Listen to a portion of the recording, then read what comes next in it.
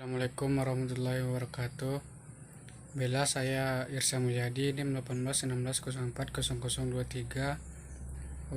Akan mempresentasikan materi pemeriksaan akuntansi yang dimana dari materi 1 sampai 7. Selanjutnya yaitu tujuan audit atas laporan keuangan, dimana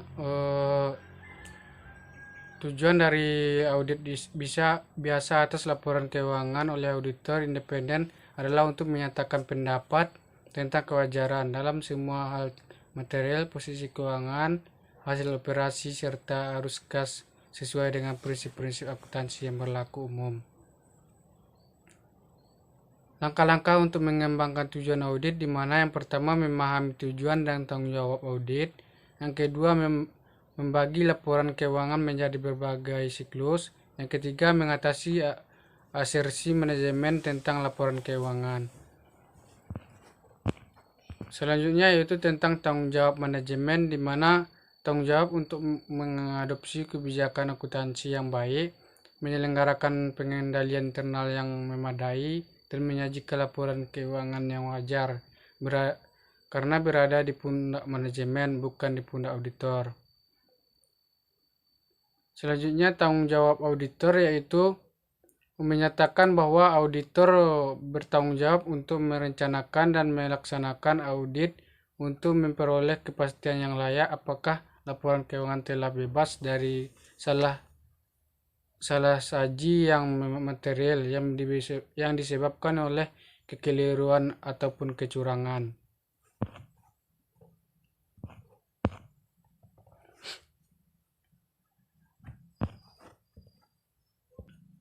Selanjutnya asersi manajemen, di mana asersi manajemen ini adalah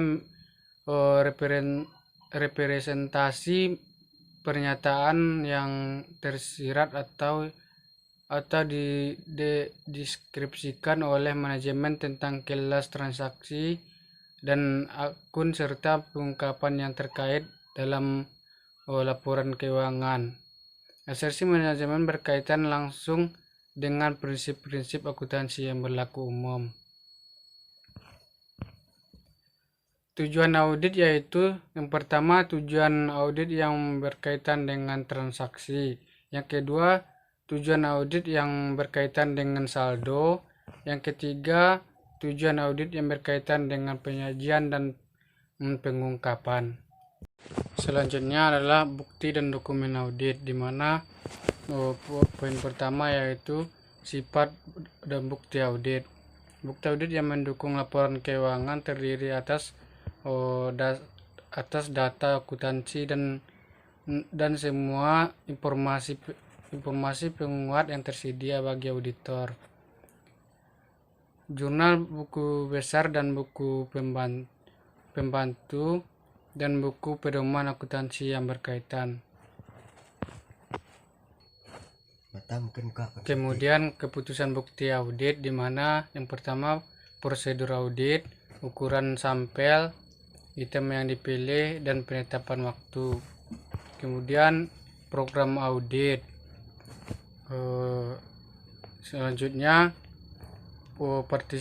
persuasivitas bukti.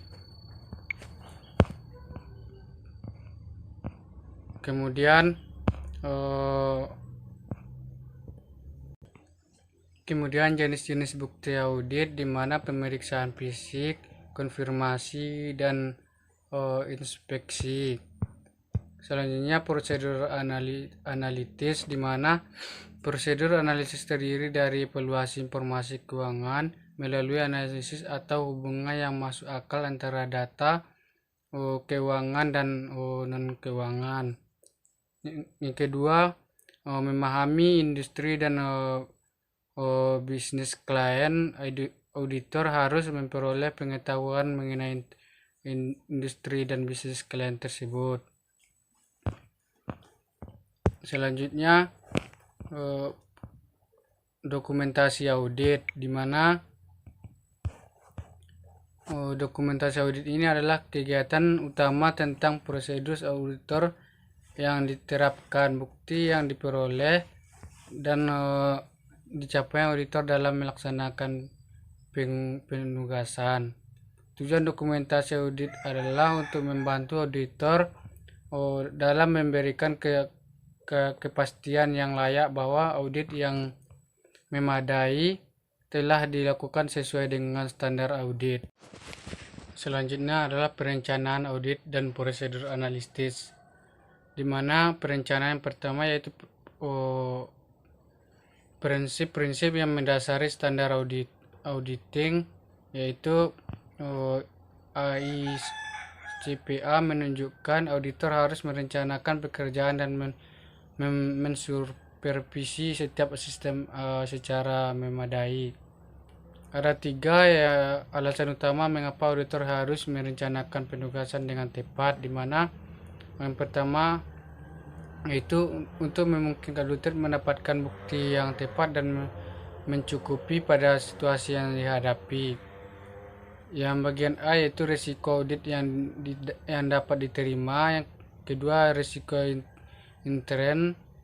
Nah, kemudian tahapan perencanaan audit awal, di mana perencanaan audit awal melibatkan 4 hal yang semuanya harus dilakukan lebih dulu dalam audit. Yang pertama, auditor memutuskan apakah akan menerima klien baru atau harus melayani klien yang ada sekarang.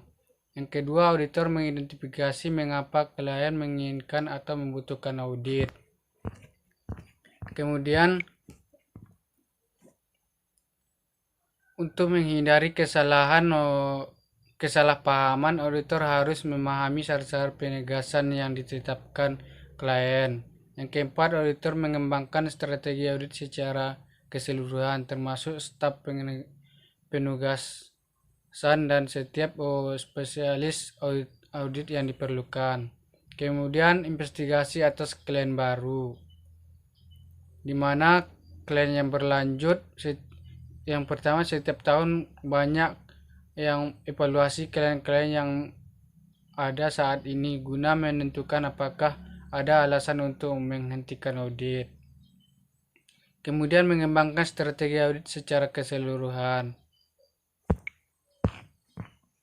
Kemudian, menilai risiko bisnis klien, di mana auditor menggunakan pengetahuan yang diperolehnya dari pengalaman strategis atas bisnis dan industri klien untuk menilai risiko bisnis klien. Kemudian, melaksanakan prosedur analitis pendahuluan, di mana auditor melaksanakan proses analitis pendahuluan untuk memahami dengan lebih baik bisnis klien dan untuk menerima risiko